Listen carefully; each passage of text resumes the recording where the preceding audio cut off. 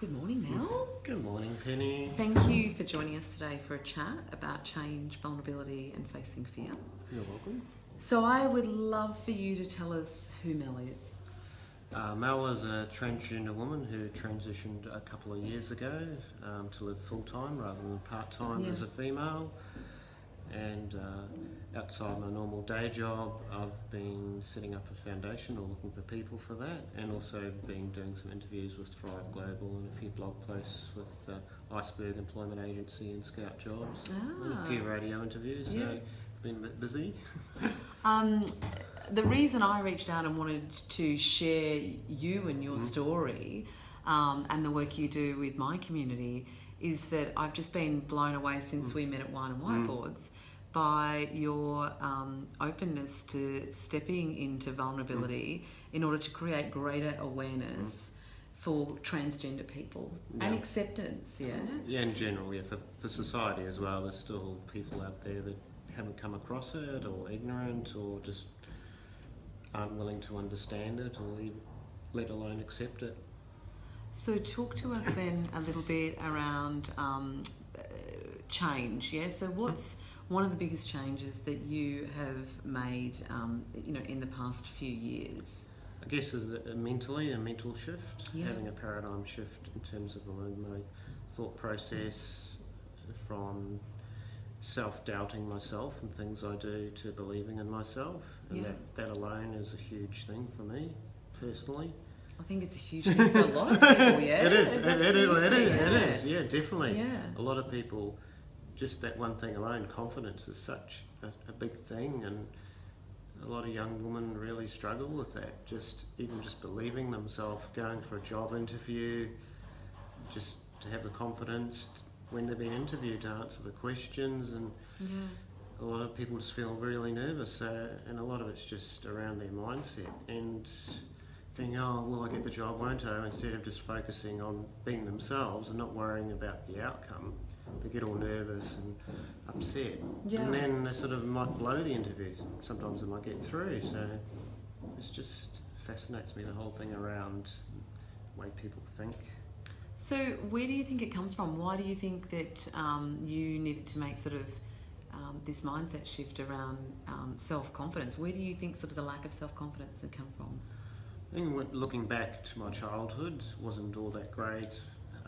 Brought up in an environment where there's a lot of domestic violence and also, so I suppose you could call it emotional abuse. So it wasn't a very supportive environment. So never believed in myself as a child, and that reflects probably in my adulthood, being shy and not confident around people and not looking them in the eye until last year or so. So I think a lot of it can stem back from your childhood in terms of what your environment you're brought up in. Yeah, environment's so important, isn't it? I think again it's also so undervalued. It is. People don't realise how much your environment, whether it is the space that you're sitting in or the people that you surround yourself with, how much that impacts who you become. It does. I think, and I was talking to somebody last night about this, you become like the 5 most people you hang around. So looking back in your life, if you hang around people that get drunk all the time, guess what happens? So we'll go to a restaurant and all the girls there and they're all bitching about their husbands or their jobs, and then you become like it and you don't even realise it's happening to you. Because it's normal, isn't it? It's normal. Yeah. It's normal. Well, I always say you choose where you invest your energy and who you invest it in, and choosing to invest your energy in people that actually take energy away. That's right, they do. Is not constructive, or it's not, it's not going to lift you up and make you be the best version of you. It's actually going to drag you down and you become like that. It drains you. You go home and go, oh, like that, you have to have a bath and just relax. So you've mentioned that one of the big changes for you was a mindset shift, and it was really around shifting your self-worth in many ways. So talk to us about how did you make this change? Because it's a huge change to make, and so many people are in a similar position, whether they're transgender or not. Oh, it is. Last year I started journaling again and realised that's something I want to do, writing. And then I invested in myself, having a mentor and a coach, and that really helped to help change my mindset and believe in myself and have faith in myself. There's a lot to be said for an external sounding board, isn't there? In terms of Absolutely, rationally evaluating yeah. things. And then started looking for mentors, and I've got a few mentors now, and that really helps. Yeah. Sort of, and they're like sounding boards. Someone you can talk to that's positive and not emotionally involved in what you're doing, your situation. Yeah, and non-judgmental? Yeah, non-judgmental, yeah. So what was, I always say when people want to make change, it's always a catalyst. So what was the catalyst for you wanting to shift this mindset and recognise, that it was something that wasn't serving you any longer? Probably go back a couple of years to when I saw my dad and my cousin dying. My cousin was only like 47 at that time, or 48. So seeing that was a catalyst for me to sort of start living full time and not live part time as a female and part time male. And be true to myself. And then stepping forward a year, like Dad died a year later, and then sort of going through that process, and then last year starting to do the journaling. It's just all those little things sort of added up as a catalyst for me to make the change, and writing my journal, getting my vision to start up a foundation to help people in my community and raise awareness and educate employers around gender identity. All those little other things in the background are all like the catalyst that led probably to me to get the idea around that. Yeah. And they're all little baby steps, little things that have, and they're obviously big things around what happened with my cousin and my father, but looking back, they're the main things.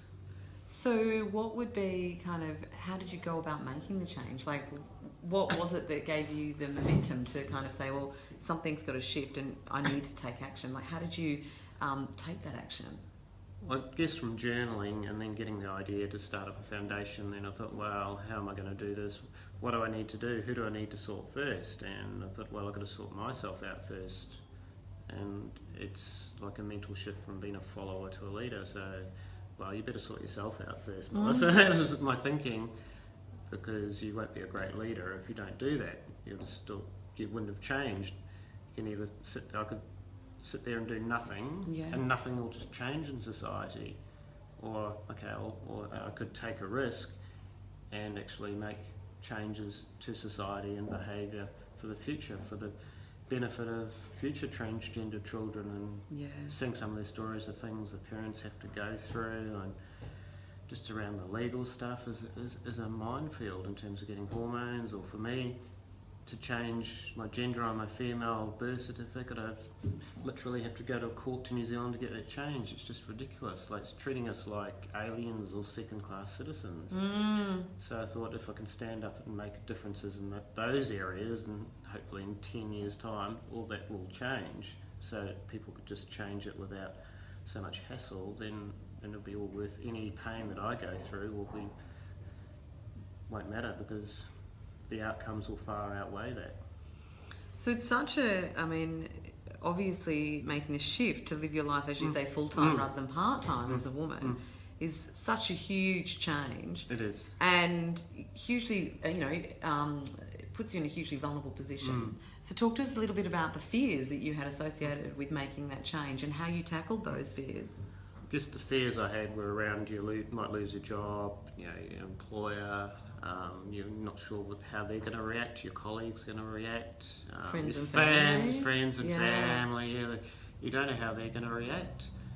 And obviously, some friends have dropped off, and a lot of my family I don't necessarily have a lot of contact with, and some of them support me, and I don't know about the rest of them, but tackling all that stuff and just trying to really focus on me so I can handle any negative reaction.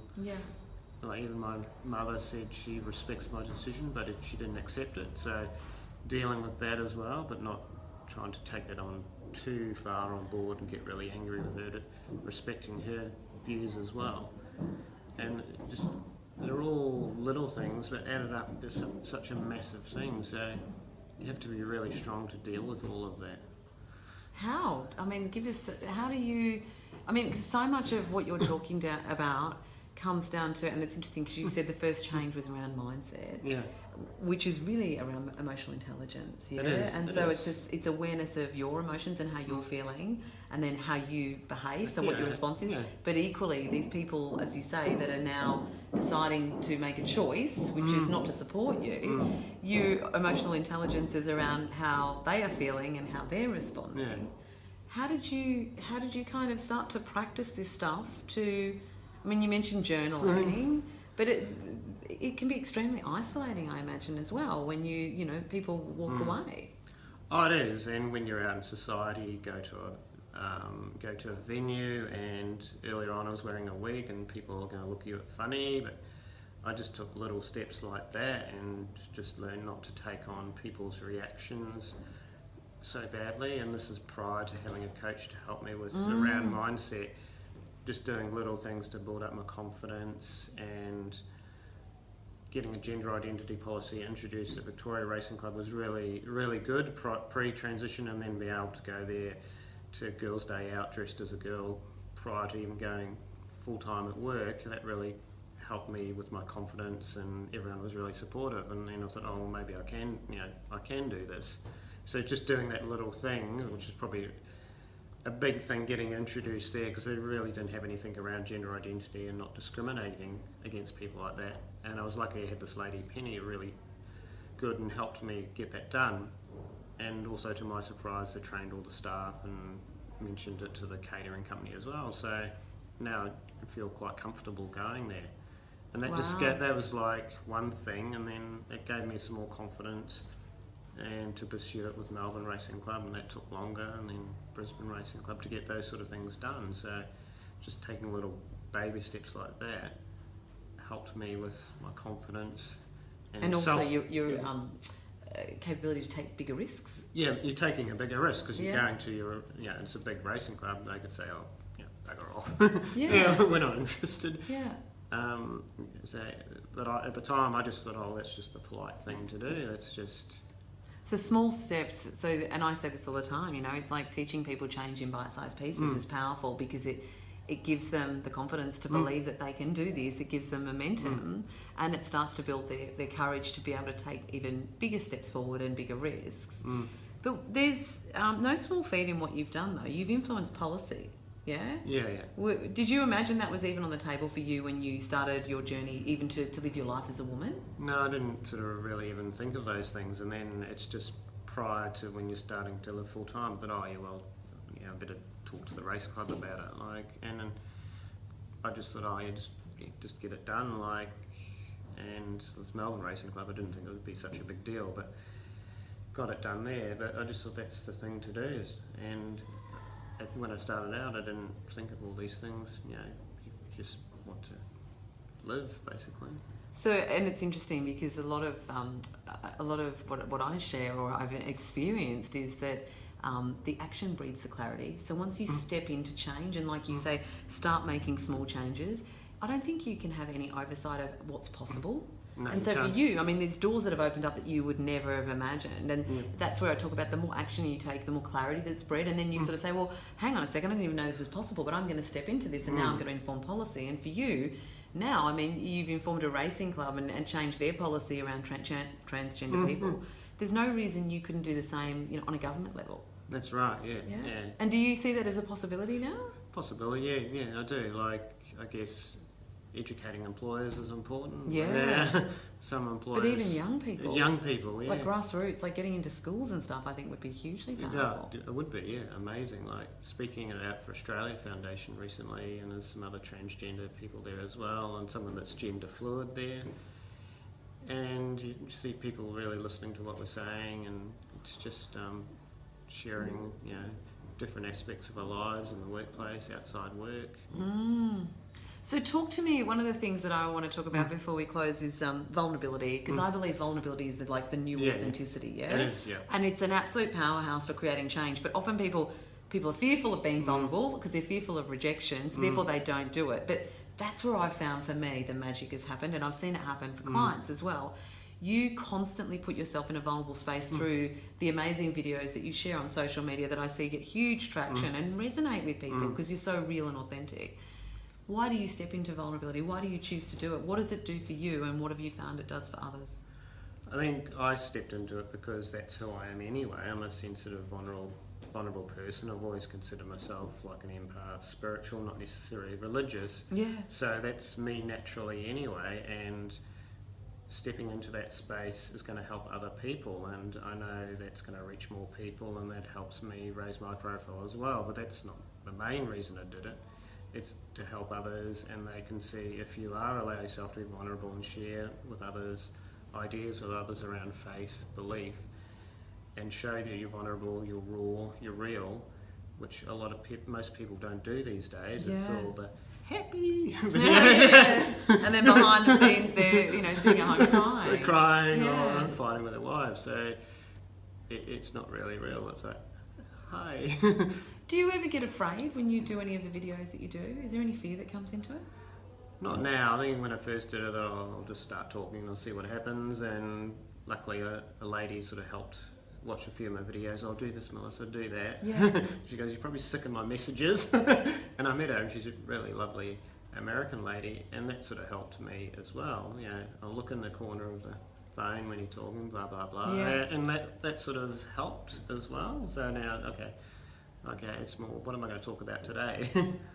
So just to close out, I want to do two things. One is, what are 3 truths that you now know about change that you didn't know before? I guess 3 truths I didn't know about change before is that if you believe in yourself, you can change who you are, and change is like changing a mental shift from one thing to another, and I didn't believe that was possible. So I guess change has taught me belief. It's also taught me truth. If you're true to yourself and if you're true to others, things will actually happen for you. Yeah. And just having faith in the universe that you are doing the right thing, whatever your journey, dream is, and just taking small steps, action towards it, and changing your ideas around faith and just allowing things to happen means things will actually happen. And they're the biggest things around change I've found. And they're probably the hardest things for people to grasp, that just to let go and just let things happen, and then they might find things will happen faster, and people are just too afraid that they're just stuck. Instead of, if I do this one thing today, then maybe tomorrow something else will happen, and so on. And people want everything now. It's instant society. They can ring up and get a pizza in 10 minutes. They expect life to be the same. It's not. It might be a week. You might plant the seed of an idea with someone, and then it might be a week later they go, great, that's a great idea, let's get together and talk about it. Or it might be a year. It might be a year before it happens. Yeah, and like you say, it's just about letting go of control. Sometimes letting go of control. And I always talk to people about, when you make change, there's no perfect plan. So it's almost like you've got to unlearn what you've learned, and don't put the hard structure around it. You need to, open the door to possibility and let things come in. And I think when you try and control things down to the minutiae, you can't do that. No, you know what I mean? It's like it locks possibility out. So talk to me a little bit then around, just to close this out, talk to us a little bit around any advice that you would have for anyone wanting to make change in their life. If they want to make any change in their lives, just look at what change they want to make in their lives, and then just see what support they need to get to make that change. Talking to someone else, having a sounding board is really helpful. And it could be only a small thing, but just talk about it, and don't be afraid to talk about it. I think in society a lot of subjects are taboo, especially around mental health, or if people, you start saying to people, I need to change a paradigm shift, people look at you strange. So people have this fear of even just talking about the thing they need to change, or the health issue, instead of going to their health professional or friend or support to get the support they need to change. But if they take that baby step, then even if they change one small thing in their life, then immediately you're going to be already better and a lot happier than you were before, than just doing nothing.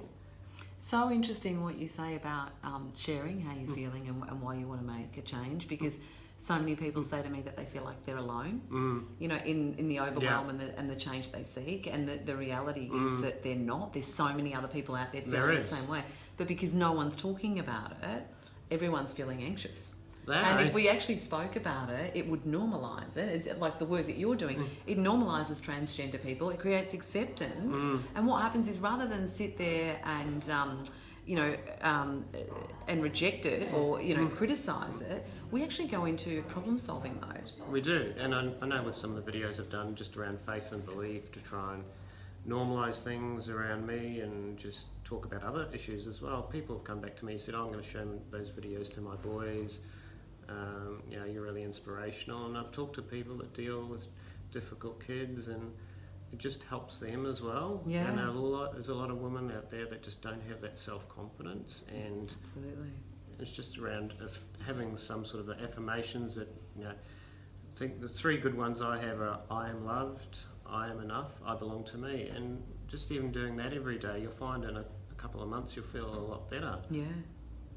Thank you so much for your time. That's all right. It's been really insightful. Thank you, Penny.